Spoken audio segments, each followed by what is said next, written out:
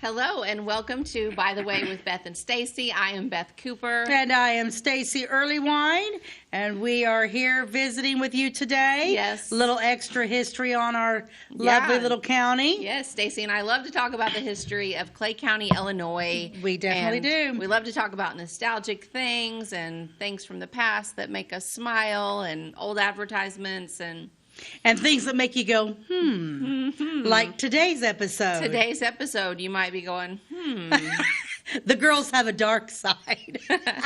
Today's topic is murder.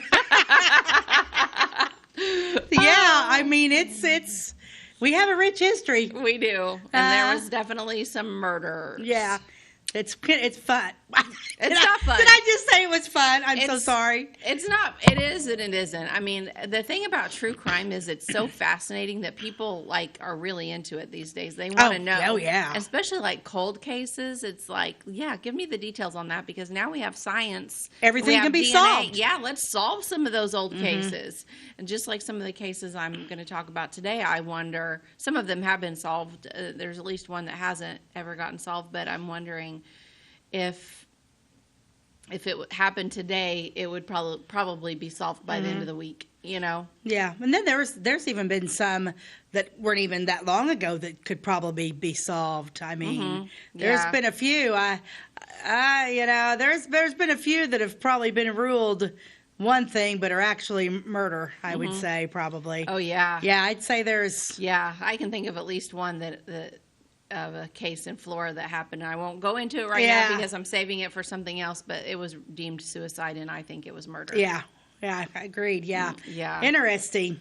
Yes, very, very interesting. So we have like 5 little subjects to touch on today. We do. We have 5 stories to tell you. But first, let's get started with an old advertisement. Well, because they're the best. We always do this. We always start with something old. Today's ad is for Pepsi. Look at this. Pepsi-Cola. Light refreshment. Yes. And lovely figures. Not if you're drinking Pepsi. I know, but that's what is hilarious about this. So it says on there something about this drink is good for your body and your figure because a lie. It's too far away right now, but I will tell you from experience, if you drink a lot of Pepsi, you will gain weight. I love the bottom, Beth. It says Pepsi-Cola refreshes without filling. Yeah, because I'll tell you what, it's full of, all those drinks are full of sugar. Sugar. She's got her scuba gear. She's got her feet in the water, and she's got her man over there handing her a cool towel and a Pepsi.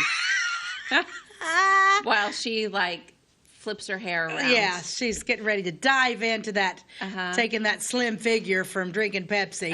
Of course, like I said, back then they drank what, maybe 3-4 ounces. Now people do like 80 ounces of. Yes, yeah, which it looks like she's got a bottle there. I mean, that was probably 9 to 12 ounces, probably. Hey, do you remember the old Pepsi? But they were pretty thick. I bet there's only 7-8 ounces in that sucker. And she's probably the type of gal that would just take a sip and set it down. Yeah, I mean, look at that waist. Yeah, not guzzle it and. I'd be like, drink the thing down and be like, you got any more over there, Joe? It'd be like, hey, you know what this would be good over? Ice cream. Yeah. Let's make it. I would be like, can you hand me a cup of ice? I like my Pepsi very cold. I like it all cold. I like my diets. I'm a Diet Coke drinker all the way. That's my favorite. But I mean, Jim's a Pepsi drinker. Yes. But that ad's awesome. Yes, I love that That's a good ad. And I love the yellow bathing suit. Yeah, yellow, she's super cute. Yeah, yellow and orange are my favorite colors. So, yellow's right up there. Yeah. Well, she had to match the Pepsi logo on the bottom. Because that time period, which I'm guessing is the 50s, they were so matchy-matchy on everything. Oh, the 50s is the greatest. Yes. Greatest. I'm still going to say the 50s is about the greatest generation. Love the 50s. Love the 50s. Definitely. Yeah. Super excited. Yeah, that was a fun ad. Yeah, that was a good one. But now, who was it? Your friend? Was that the Coke ad? Remember that was a Coke ad. The Coke ad. Your friend. And if you haven't seen that episode, I talked briefly about a friend of mine. She lives up north, but her aunt was a Coca-Cola model. Beautiful similar pictures to like the one behind Stacey, but on Coke ads, and she was gorgeous. And they still find things when they go to antique stores that have her picture on it. That's great. That'd be awesome. Yeah, okay, so let's dive into some of these let's murders. dive into some murder. I am excited. Okay. Woo-hoo, where are we starting? Let's start with this one. This is about the first police officer in Clay County that was killed in the line of duty. Yep. His name was Night Marshal Zach Shipley. Shipley. Shipley. Mm-hmm. He was killed by a man named Robert Adidell, and they called him Rollin. Now, the Adidell family is another one that we should probably just tell you the whole history. They're quite interesting. Begat he and he begot he, because I'm telling you, this family was nothing but trouble. Like, they were a family full of criminals. Huh. The whole, like, you can pull in it, and I hate to say that, because they were a big family in our area, and if you're a descendant of them, I'm sorry, but but the truth hurts. Because if you look this family up, I mean, it is just like one offense after another, and it's not all the same guy, and it's it's not only brothers, it's cousins, it's like the whole rowdy bunch was kind of without morals, and they just did whatever they wanted. Adidell. Yeah, that name, we don't hear that name anymore. No, you don't anymore, hear it. They probably left town. I don't know what happened to them, but apparently some of them are in jail. Back in the day, now they were in a lot of trouble. So this Robert Adidell was actually the mayor for a little while. Of Flora. And he was a business owner. He liked to say that he was a business owner. He was actually he was a business owner, but he owned a saloon and he ran moonshine. Nice. Okay. What year are we I think in? this is in the 20s. The 20s. That's what I was wondering. Okay, if he's I don't running have moonshine. the exact year. Yeah, he's running moonshine. He runs a bar. He likes to think. I mean, he kind of would portray himself as a nice, upstanding citizen. Right. He proved that to be not true. Not true. Yes. So there was a lot of rumors around town at the time about his moonshine and about his business, and he had it, and he blamed this police officer, I think, this Zach Shipley, for part of the harassment over what he was really doing. Now, he felt like he was being harassed by the police. Now, was honestly, Mr. Shipley, was he a sheriff? What was he? Was he a sheriff, or was he just a regular? Back then, they called them marshals. I don't think Marshal. I don't think the sheriff's department was truly formed at that time, but he was an officer of the law and a marshal. Okay, so apparently this Adidell blamed Shipley for some of the harassment. So one night, he was probably drunk. I don't know why anyone sober would do this, but he just went out into the middle of North Avenue, right downtown, and just started shooting his gun. Yeah. Just shooting it everywhere, because he knew the police would show up. Right. And that's what he wanted. So here comes Zach Shipley, just this nice young guy doing his job, showing up to a disturbance. Hey, we got a call. There's a disturbance on North Avenue. Okay, I'll go check it out. He goes, this Adidell is there, and he's like, ha, probably. I don't know the words exactly, but I got you, and this is what I wanted to happen. And there was like no moment for even Shipley to draw his gun. It just as soon as Adidell saw him coming, he shot him right in the face. Really? Right in the face and killed him. Right in the face. Yes, and then he just left and went home, went to bed. Like, how do you do that? You just shoot somebody right smack in the face, and then you're like, okay, gonna go home and go lay down. Yeah, because you don't even have a clue. I mean, the policeman just showed up on a call. Yeah, and then just bam, he killed him. And all because he was doing something illegal in the first place. Yes. He was running moonshine. Yes. Illegally. People found out. Now he's got to blame. So the blame game's been around for years. The blame game's been around a long time, and it can't be this guy's fault. How dare you? But he was arrested the very next day. I wonder if there were any witnesses. I don't know. But he was convicted of murder, and he spent 30 years in the state penitentiary at Chester, Illinois. Was he? My assumption is he was tried up here at Louisville. That would be, I expect, what happened. I mean, I don't have the complete notes, and I regret that I don't, but because I'm sure in old newspapers there was probably a complete recounting of this, but I was unable to get those newspaper articles. Well, whenever we come across, when we start doing the Adidell family sounds like they're quite interesting.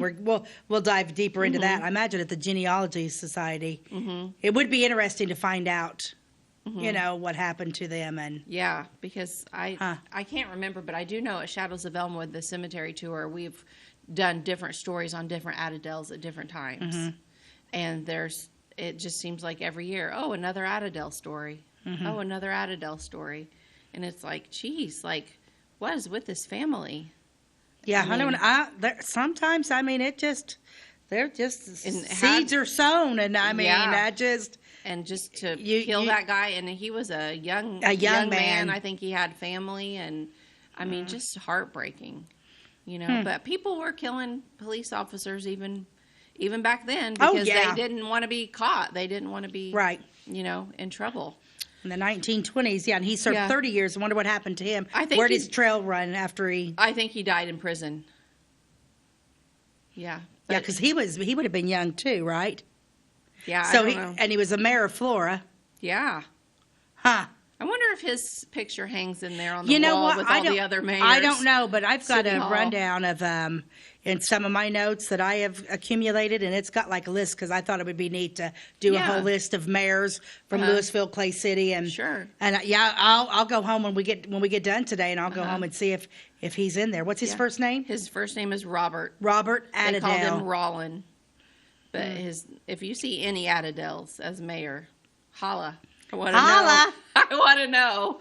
Maybe some of them were good. I mean, every family has some bad characters and some good characters, probably. Right. But it just seemed like their family made the news an awful lot. Well, I mean, whenever you're doing a cemetery tour and it's like the same name keeps popping up over and over and over, there's a pattern. And it's not the same character. You know, and once again, you know, I'm not that type of person that's just going to say something to make you happy. If they're bad seeds, they're bad seeds. Yeah, and it seemed like this family definitely had its fair share of bad seeds. Yeah, I mean, unfortunately, I think that happens. Yeah.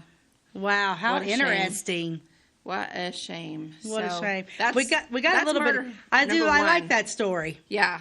Well, I like that story. It's pretty quick, pretty interesting. Yeah. It's very sad. And you said it happened on what North East Avenue. It didn't say east or north. It didn't say east or north. For some reason, I'm picturing it just right out there in the middle, like by the bank corner. Yeah. But who knows? Because I know the one where the sheriff, but it was actually the sheriff was killed. The one when Jim portrayed that one, and I know it was kind of like over there by Huck's. I know it was like on that. I think Jim was in this skit. If that's it, then Jim played the Adadel. Okay. Yeah. Jim was in this skit with Joel Hackney. So it happened literally on, what would that be, West North Avenue. By Huck's. By Huck's, kind of like when you're going out of town. I remember him saying that's where that murder happened, right on the streets. Yeah. Kind of like right across from right there by the depot and that hotel and all that stuff. I almost picture it like an old-fashioned cowboy shootout. Kind of. But the other guy didn't even have a chance to even know what was happening. Wow. Yeah. Well, let's take a commercial break and we'll come back with more Murder in Clay County. We'll be back. At your locally owned Napa Auto Parts stores in Flora and Louisville, you can count on experts to have the solutions to keep you running on the road or in the field.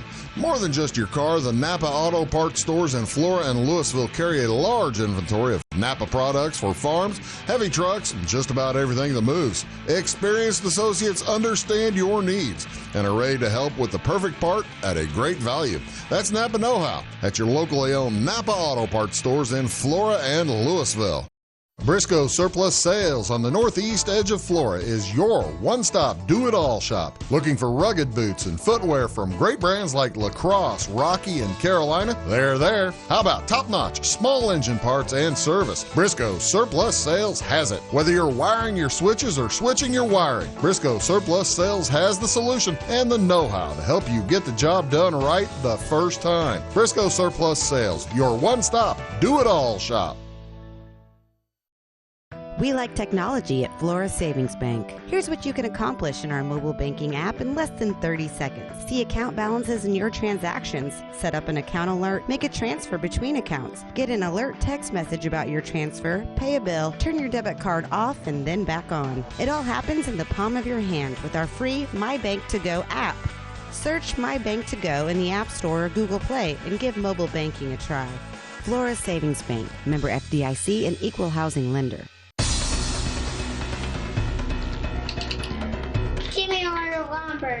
Doors, paint, windows, electrical, plumbing, and much more. Oh yeah, give me all your guns too. John Lucas. What? You better be dreaming about all the stuff we sell here at Zink Building Center. Oh, I would. Big buildings in Louisville on Route 45. It's a cool place. Why not? Okay, hi, welcome back to By the Way with Beth and Stacey. Today we're talking about murder. Yay! Which is not what we're Well, laughing that's not about. what we're laughing. But, okay, so I'm going to move on to story number 2. Woohoo! Excited about story number 2. It's kind of short. I don't have a ton of information on it, but it's tragic. And it's one of the ones that I think would be interesting if it happened today, if it was how it would be handled differently. Okay, so this guy's name was Henry James. Is this my story? Yeah, I think it you were is. in this skit. I think it's my story. Portrayed in the cemetery tour way back the first year. So Number like 1. 10 years ago. Yeah. The story. I think this is going to be our 10th year in the Is cemetery. it really? Wow, time goes by fast. Ooh, I love the cemetery tour. No, me too. It's great. If let's just on a side note say something about talk that. about that a little bit. Shadows of Elmwood, and it is a fundraiser for the Flora Rotary. They do it every September. It is a hayride through Elmwood Cemetery in Flora. You get on at the historic Flora Depot. They take you on a very short ride to the cemetery, and then you go through, and at about 8 different grave sites, you stop, and there is a group of actors and actresses who portray the people that are buried there in first person. So they are in period costume. It is very believable. They make you believe that they are that person. It is not scary. No. It is not haunted trail. It is nothing No. like that. It has nothing to do with Halloween. It is history in action. History. 'Cause History your brought history to is life. your history is in your cemeteries. Yes. Hate to tell you, yeah, your histories are in cemeteries. And there and has it's fascinating. been some amazing stories told over the last 10 years at that Absolutely. cemetery. Stacy and I both had the pleasure of being as an actress in the tour each year. I've done it every year. You've done it every year. I've done it every year. Yeah, Yep. and some of the people I've talked as if I'm them is so cool. It's really it's a great. neat thing. Yeah, Yeah. I mean, you just can't beat it, and people. It's so funny. Like after we do a tour, people are just like, "Oh, I love the groans on the wagon." Like when people are like, "Oh, I didn't realize." Oh, yeah. Oh yeah, and they're like, yeah. oh, or yeah. some people will have tears in their eyes. You know, Yeah. some stories are Some are They're all sad. sad because the people are dead, obviously, but some of them are tragic deaths, and then others are just people that died of old age, but they had a really interesting story during their life. So some of them are sadder than others. Oh, and you But, find out so much, just like I would imagine, like we were talking on an episode about Charlie Brown. A lot of people think Charlie Brown Park is named after the Snoopy's character, and no, Charlie Brown was a man in Flora. Yes. In Clay County, lived in Clay County. Yes. Yeah, And so he and owned I didn't know land. that. Yeah. I didn't know a lot of that. Yeah. But anyway, Oh, that's anyway, a little yeah. side thing. Let's go back to the murder. Let's go back because to the this murder. story involving Henry James was told at the very first cemetery tour in Flora, Shadows of Elmwood. He was a farmer, and his gravestone says simply Henry James in big letters. Yes. And then in small little letters, almost as if they were an afterthought below it says "and family." Yeah. His entire family is buried there, and they did not even get their names on. No, I the don't know what her marker. name is. I don't know I the know lady. what it is. It is Elizabeth. Her name was Elizabeth. So he was married to Elizabeth, and he had 2 children. He had Minnie, and she was married. She was married to a Cheney, and then she had a son, a baby, yeah. and then they had another child. That would be Minnie's brother, and his name was Dean. Okay, so Henry James, we don't know why exactly, but one night he just killed his entire family. Shot them all. Shot them all. Shot them all dead. Every one of them. Execution. Even the just baby. The baby. Which Killed them all. would have been his grandson. Even the baby. Just Yeah, because How? what year was this? I remember the clothing that I was wearing was kind of I didn't write it down on these notes. I'll look it up at commercial. turn of the century, maybe. Maybe late 1800s, because like I said, what's sad about it is, like I said, he killed like his wife and his 2 children and a grandson. And the crazy thing about it is like they're not even mentioned in the plot. It just literally says Henry James and family. They're all buried up there, but yet he got recognized, but all of the people that he killed did not, Right. which I find absolutely fascinating. Yeah. I remember doing that skit, and I played.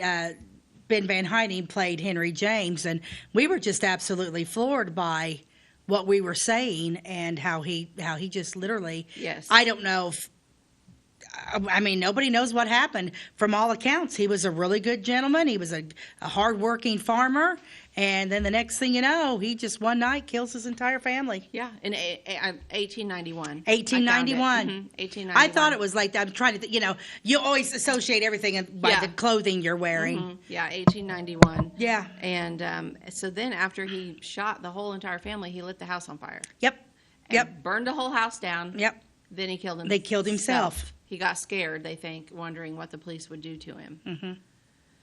Yeah, isn't that fascinating? But I just feel so bad for his family, and then they don't even get their names. Like, you really have to dig to even find anything to know their names. Right. It's like their lives didn't mean anything almost. Yeah, it really wasn't. And like I said, I wasn't even for sure who we were even portraying because. Mm-hmm. Yeah, and I think like he's got his plaque, and then like I said, I think is it right there on his plaque, or is it a little separate plaque that just says family? It's right there. It's like one big tall stone, and then it's like his name's big, and then on the little underneath it says "and family." Yeah, it's almost like. Of course, the cemetery's changing because but it's like kind of like if you go take not the first road, but the second road into the cemetery, and instead of winding around to your right, stick with the left and just go straight up over that hill and then down. They're right at the top of that back of that hill, I believe, is where they're at. The family, so crazy. Yes. Okay, so that's a sad one that you might think about the next time you drive through the cemetery about those poor people that never even get mentioned. Yeah. Okay. This one dates back a long time, too. This one is a murder in Oskaloosa. Oh, back to Oskaloosa was a happening place. Yes, we've talked about Oskaloosa in the past and about, it was, now it's a ghost town. There's really nothing there. There isn't anything there. But back in the day, there was a lot there. It's so weird. I wonder what happens if they just plowed it up for farmland or what? The people that own Oskaloosa now. I don't know. But, okay, so this story, I'm going to go all the way back to 1833 here. Whoa. Yep. And this is about Joseph Higginbotham. Now, he was a black man. So this is before the Civil War. And there was a group of freed black people that lived in Oskaloosa. Actually, Oskaloosa had quite the black population. They did. They did. And what was unusual about this is they were wealthy.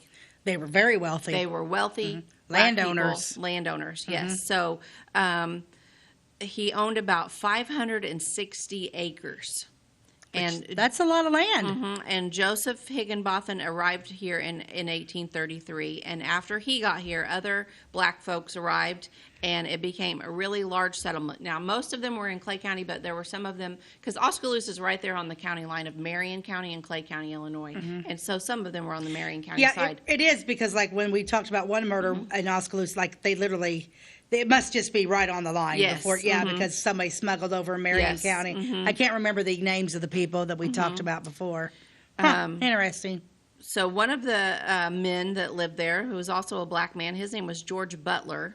He was born in 1816 and he died in 1892, but he was one of the black soldiers in the Civil War, and he had his arm shot off during that. He was a primitive Baptist preacher. That's just a little side note to this. But Interesting. James B. Higginbotham was murdered on the night of February 25th, 1864.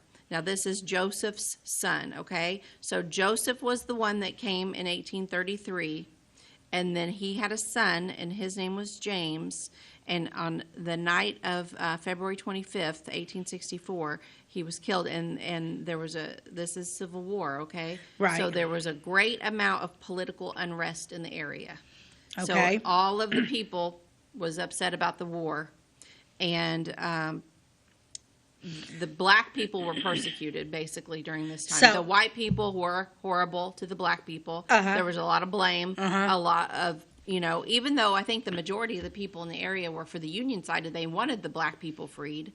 Right. I think there was still a lot of hard feelings there. Right, because even though Clay County was very unionized, we have one Confederate soldier that's in Elmwood Cemetery. Yes. But otherwise, it's all Union soldiers are up there. So we were definitely on the side of the North. We were. We were but, free. We wanted to free, but you still get that. Yeah, that, there was, to I mean, put it the lightly, these people were persecuted. Well, I would imagine, because it gets worse. Oh. And, I don't enjoy talking about things like this, but it's part of fascinating. The history. It is part of our Clay County history, and the only way to, overcome to make sure things like this don't happen again. Yeah, it's is talk fascinating. about it Yeah. and make sure that what happened, don't repeat it. So, James was only 30 years old when he was killed. And his father, Joseph, he died the following December. But basically, these people owned a stationary steam engine. So they owned land. They owned the stationary steam engine, which was the mill, which operated the mill, okay? It was the envy of everyone around that they had this awesome mill. They had this huge steam engine. They had money. They were the landowners, and they were the black people. Ah, yes. So it was making the white people mad. And then the white people are like, we're in this war. We're freeing you. Why are we freeing you when you have all this? You're already. Oh, I can see where that would get. Yeah, so it was ugly. And you're talking the 1800s. Yes. So, so on the night of the murder, it was very cold, and it was necessary to fire up the boiler at about midnight in order to keep the boiler from freezing. So it was a super cold night in December or February, and they were going to have to light the boiler in the middle of the night. And whoever killed this man knew that he would have to be there in the middle of the night, and he was an assassin that sat there and waited. He waited at the mill until this man showed up, probably dragged himself up out of bed to go light. So you're telling me that this assassin knew that this guy would have to come down there, and he just kind of... He sat and waited. He just sat and waited. It was completely premeditated. I don't know if he thought he was going to take over ownership of the mill. I don't know. Interesting. So wow. How it happened, there's two different stories on what exactly happened. One story is that he was shot and then beaten. And then the other story is that he was nearly beheaded with the blow of an axe. Two stories. Two different stories. And then actually Harley Bonham, who was a historian here in Clay County, wrote about this years ago. He was told the names of the murderers. Really? He was sworn to silence, and he never repeated them. Not in this article, not anywhere. Huh. He had, since he was a boy, he had heard of one supposed deathbed confession. Somebody confessed on their deathbed. But he writes that he has no desire to delve into conjecture, so therefore I wish to leave the matter. And then he went on to say, I do hope that in the publishing of this article, that this horrible scrap from our past might not be forgotten. I wish to remember this part of our past history so that I may better appreciate our status today. Well, we need to take a quick break. Okay. And then we will come back and finish that story. Okay. If you're looking for a loan for your brand new home, call Clay County State Bank. If you want to transfer money so your future will look sunny, call Clay County State Bank. We got checking and savings and bill pay too. An online banking, just ask our crew. For all your banking needs, we think you will agree. Clay County State Bank is the place you need to be. Clay County State Bank. At Clay City Banking Company, we're all on the same team, regardless of zip code. At home, work, school, or across the country, you can be part of our team with our cutting-edge mobile banking products. From your hand, you can check balances, transfer money, make deposits, and pay bills. Looking for a loan? We've got you covered with our mortgage, agriculture, commercial, and consumer loans. Join our team today. Clay City, Flora, Louisville, and Fairfield Banking Companies. We're the hometown banks, member FDIC, and equal housing lender. It's the weekend and your symptoms are worsening. The morning of a big meeting and you have a bigger sore throat. Ever experienced that urgency after picking up your sick child and your community health center has already closed? You will be able to connect to a provider at crhpc.org. Even if you have never been to CRHPC, you are welcome to utilize our services. Feel better after scheduling a video visit with CRHPC.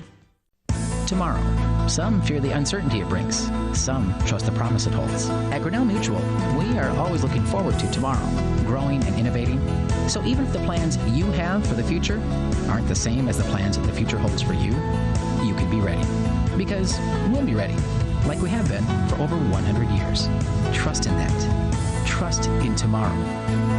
Talk to your mutual agent today. Your local agent is on the square. Louisville, Clay County Farmers Mutual Insurance.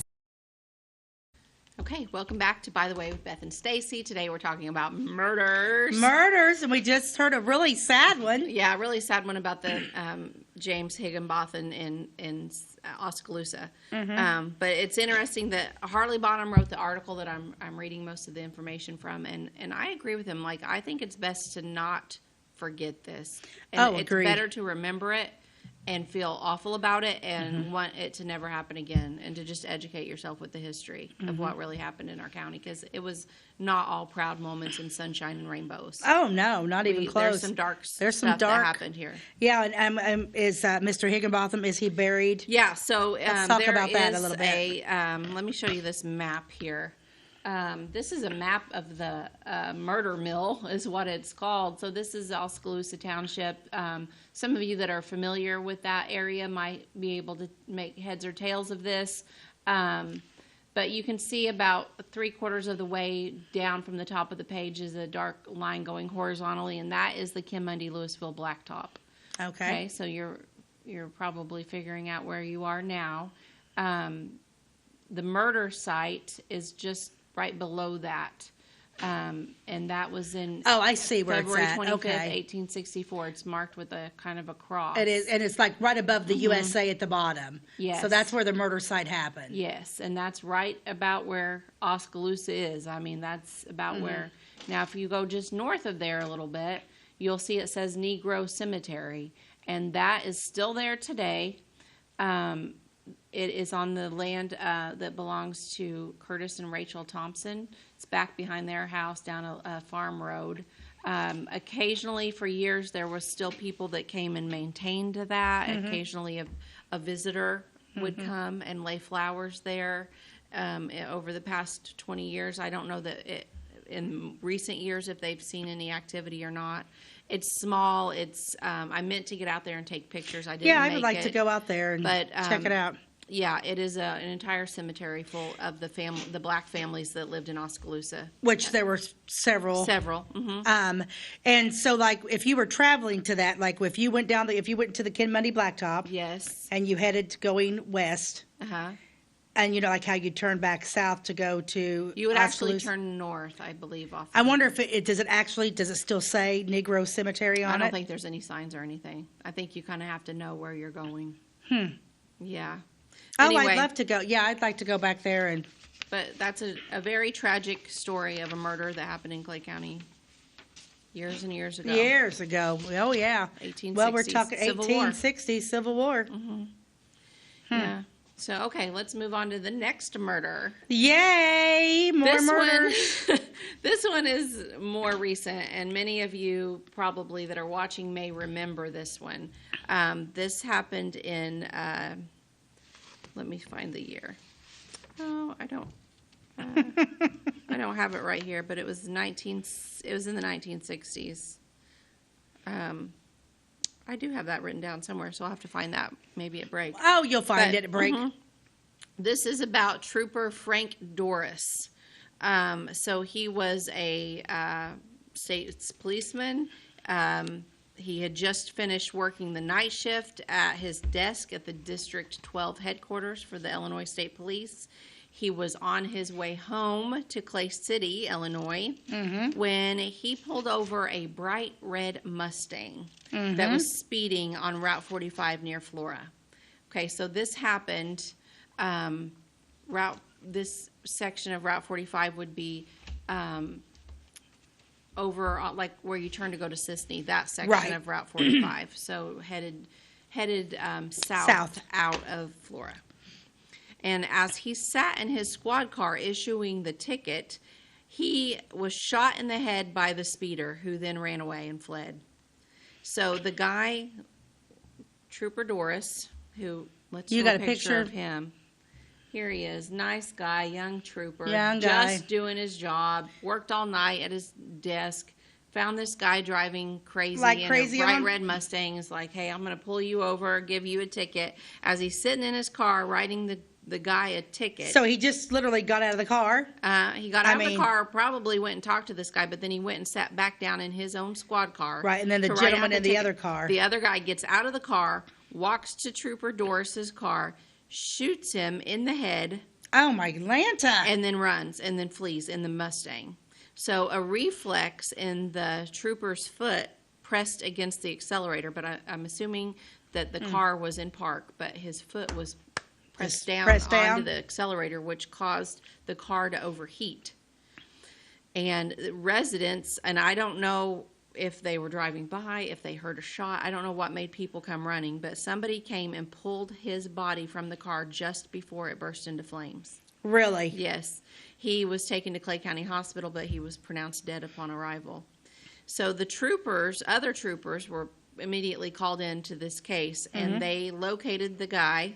He was a 60-year-old ex-convict. And then this guy led officers on a 3-county chase. Oh, my gosh. With speeds reaching as high as 130 miles per hour. Oh, my goodness. I have never went that fast in a car. Have you? No.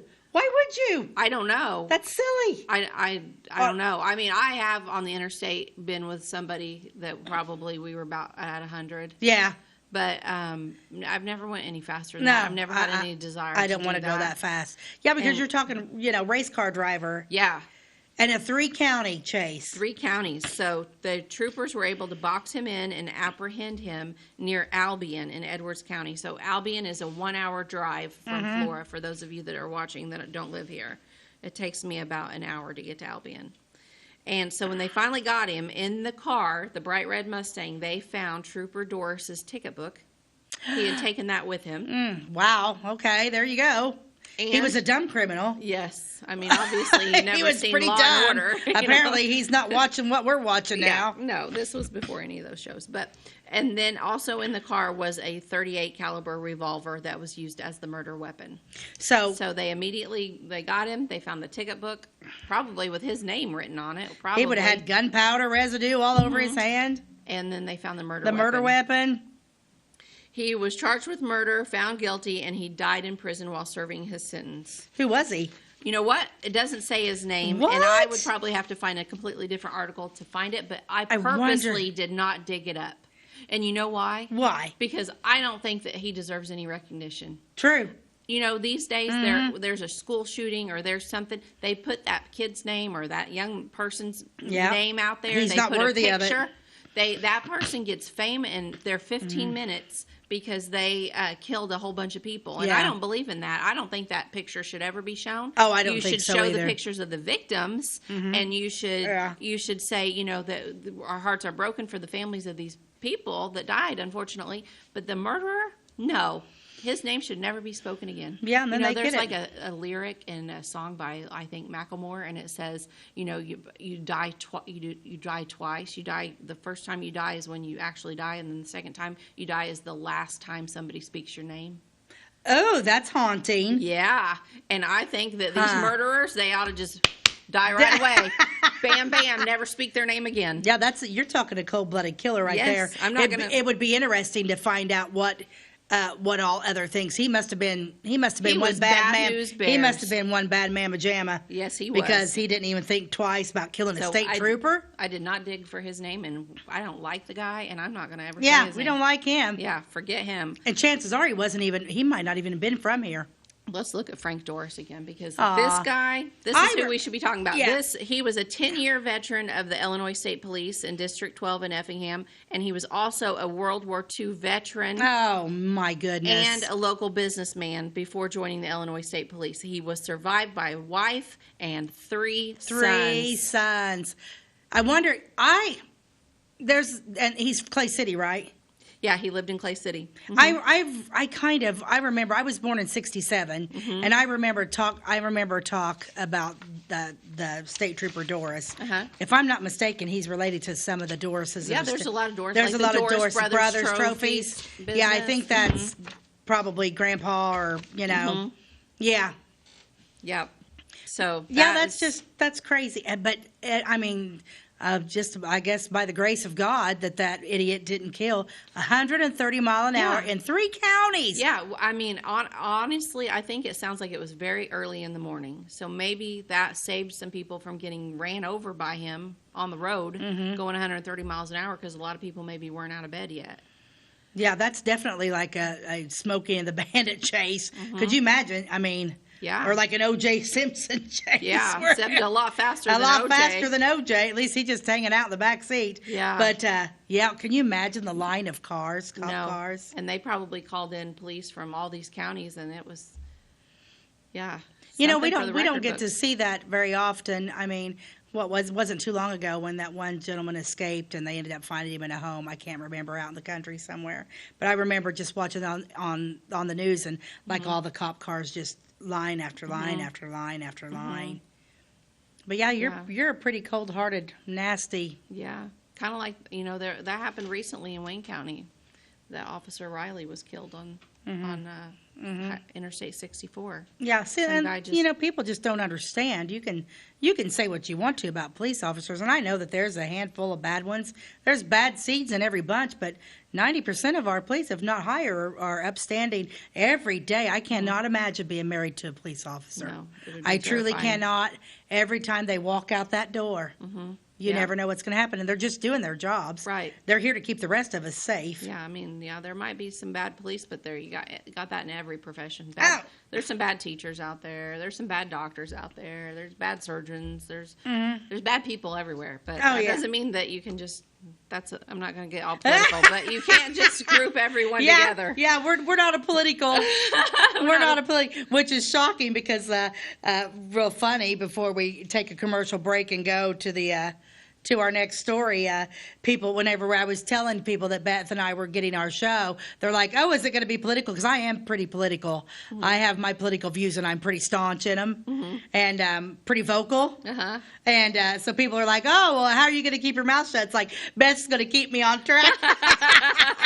And I do. And you do. We do a good job of staying neutral. We do. But yeah, those are very interesting stories. Yeah. When we have one more to discuss, we do need to take a commercial break here shortly. But ponder over what we're talking about right now. Yeah. And I imagine we've just scratched the surface of murders. Right. Oh yeah. We haven't even. I mean, most of our shows we talk about wonderful things that happen in Clay County and how proud we are of our county, but.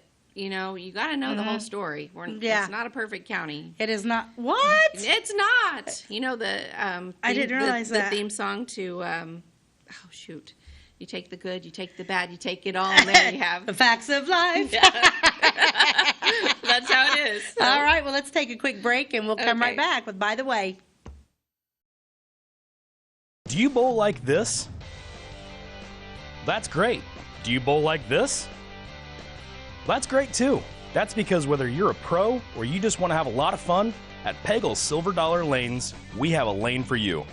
We have galaxy bowling, gaming for kids and adults, Joe's Pizza, a full bar, darts, pool, and fresh and clean bowling shoes. Boy, does that smell nice. So come on down to Peggle Silver Dollar Lanes in Effingham, where we have a lane for you.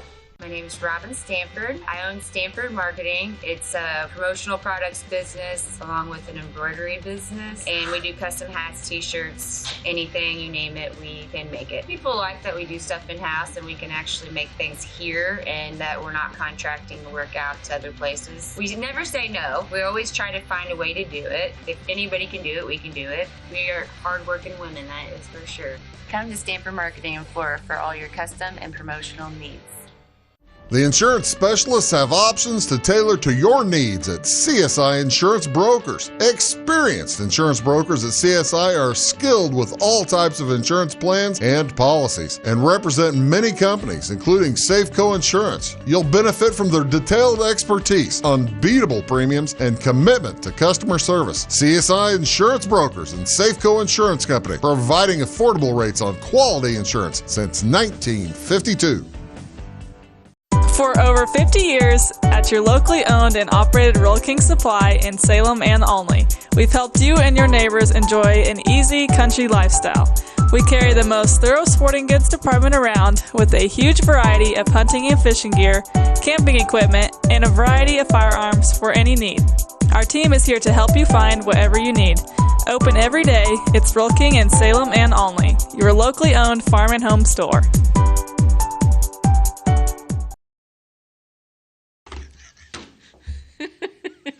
Welcome back to By the Way with Beth and Stacey. We have the giggles today, and I'm sorry We for do that. have the giggles it's not today. About our topic. It's not about our topic. It's the worst day to have the giggles when you're talking about horrific murder. And we're just like, yeah, Oh, gosh. silliness. Sometimes we should have a blooper show at some point. Oh my gosh, yeah. We can be pretty funny. Okay. Let's talk about murder number 5. Woohoo! Now, this is a story about a man named John Marion Osborne. Now, this I know nothing about. Well, okay. This murder did not happen in Clay County, but John Marion Osborne was born in Clay County in 1846, so it's a hometown boy. He's from here. But then he moved away to Iowa, and he served in the Iowa Cavalry of the U.S. Army during the Civil War. After the war was over, he joined a band of thieves and robbers. Nice. Okay, not sounding good for Mr. Osborne here. This band of thieves was called Frank F. Sidney's Western Bandit Volunteers. Okay, back up. Yeah. Slow that down a little bit. I didn't catch that. Yeah. So the band of thieves has a name? And they're called Frank F. Sidney's Western Bandit Volunteers. Do you think they introduce themselves? They go in to rob a bank and they're like, hands up, we're going to rob the place. This is Frank F. Sidney's Western Bandit Volunteers, folks. That's a mouthful. I'm sorry, but that's funny. Okay, let's that's talk funny. for a minute about other bandits like that rob banks, like Jesse James's yeah. What was their names? I just think it was Jesse James' gang. Yeah, the gang. The gang. Nobody. No, I mean. Well, whoever Frank F. Sidney was, funny. Let's figure out who this guy is. But he's like, I'm going to start my own bandit gang, and we're going to call it the Frank F. Sidney's. You know what? Well, Western policing would be a lot Volunteers. easier if everybody would just announce who they are. My name is Stacey Earlywine, and I'm holding up your bank today. Mm-hmm. The Stacey and Beth. By the way, it's Beth and Stacey. Oh my gosh, yeah. So John Marion Osborne was convicted for larceny, and he went to the state penitentiary at Fort Madison. And he was released for good conduct after 2 years. Okay. So he's a bad guy, went to war, joined a band of thieves, got sent to jail, stayed in prison for 2 years, but he was a really good boy, so he got out after 2 years. Okay. He lived in Galesburg until 1871, and then he moved to Yates City, and he started working on the farm for a man named John Matthews. Okay. That's the name of the farmer. But on August the 5th, 1872, Adelia M. Matthews was found dead in the basement of her home. Her throat had been cut. Okay. So he's working for the farmer. I think this is the farmer's wife. He's killed the farmer's wife. He's killed the farmer's wife, and she is dead in the basement. Nice. He was arrested for murder the very next day. Okay. He was held overnight at the magistrate's office, and the next day a large crowd gathered and loud shouts of "Hang him! Hang him! Hang him!" were heard. A guard of 22 citizens escorted him to the train station. As the mob became unruly and produced a rope, They were prepared. They even brought the rope. The Okay. mob is there. The mob's saying hang so him. let's back. But so there's 22. the woman's dead. Mm-hmm. They know the woman's dead. Yes. He's working for them on the farm. Mhm. We've got a mob of people that are like, he did it. Yes. No trial, no nothing. They just say hang him. But then we've got 22 people, like, of the justices, I'm assuming. People that probably are in charge of the city, and they're like, no, we No, have to wait, do it wait, the right wait. way. He has to have Okay. a fair trial. This is the All United right, States just making of America. sure I'm staying up on things here. And so they escorted him to the train station, but the mob got really crazy, and they had to end up smuggling Mr. Osborne into a baggage car. And then Where were they taking him? The train departed. He was transported to a Peoria jail until this trial. So this was all in northern Illinois, up Okay. near Iowa, and he was moved to a Peoria jail. Okay, let's take a look at Mr. John Osborne. It's not the best picture, but there he is. He actually looks like a jolly old fellow. Yeah, he does. But look, who is that? Edgar Allan Poe. Yeah. Is who he looks like. He does look like Edgar Allan Poe. He does. Probably creepy like that, And too. what year were we talking here? This is 1872 is when the murder happened. Because, like, he's smiling. I mean, he Yes. looks like you could just be like, hey, Maybe dude. this is not a mugshot. Maybe this is That's like just- a picture of him from when he just got out of 'Cause he's- jail. I don't know. He's smiling. Yes. And by the looks of his clothing. He's a smug fellow. Yeah. Let's not talk about him anymore. Let's not show his picture. I don't like that. Let's talk about what happened, though. Okay, wow. Okay. So they had a trial in Galesburg on February the 5th of 1873, and a reported crowd of 3,500 people Wow. showed up. So this was a big this They trial wanted was, this one. and they wanted him to pay his due there. Okay. Included in the evidence was tracks found in the cellar and through the field outside of a size 6 boot, the same size Osborne wore. He was found guilty, and the sentence was passed on February the 20th, and then on March the 14th of 1873 was set as the date for the hanging. So they literally convicted him on just his size, but he worked for the...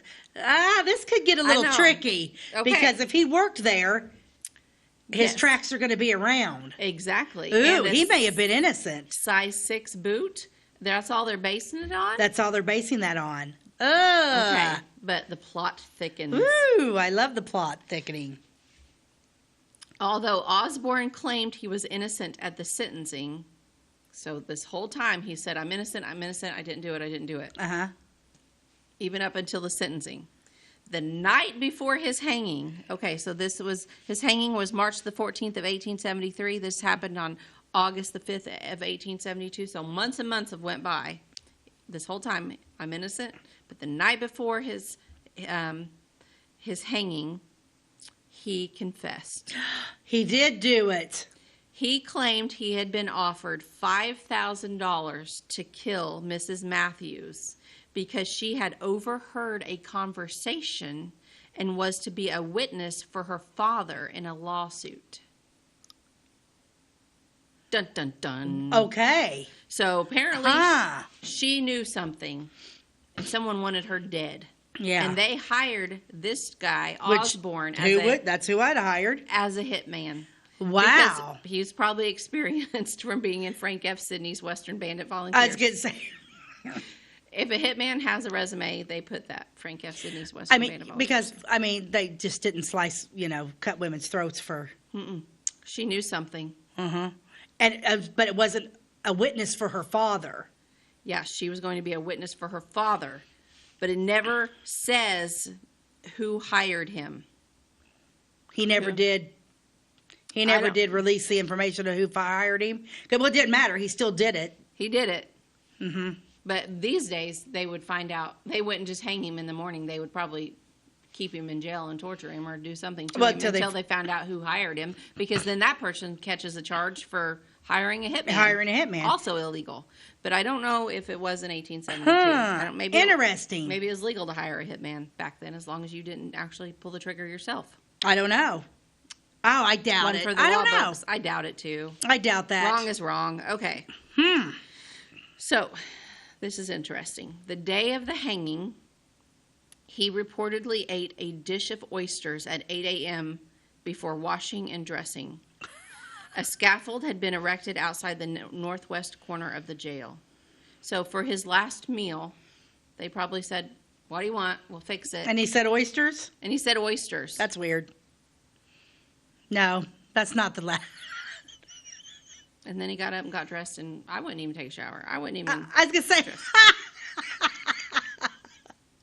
So, wow. According to the records, Osborne was pronounced dead 8 minutes after the drop. Oh, my. This is how horrible hangings were. I mean, I'm all for whatever you got to do, but some of these were. Wow, that's pretty. 8 minutes. 8 minutes is. 8 minutes, and then his body was allowed to dangle for another 35 minutes. So that everyone could walk by and see him. His body was placed in a coffin, and the public was allowed to view the remains for half an hour before the coffin was taken to Galesburg for burial. Wow.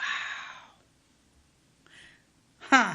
So if you ever attend a cemetery tour in Galesburg, Illinois, well. So is that where he's at? Yeah. But he was from Clay County. I mean, that was would the be connection. that would be an interesting story that could be done at the depot. Yeah.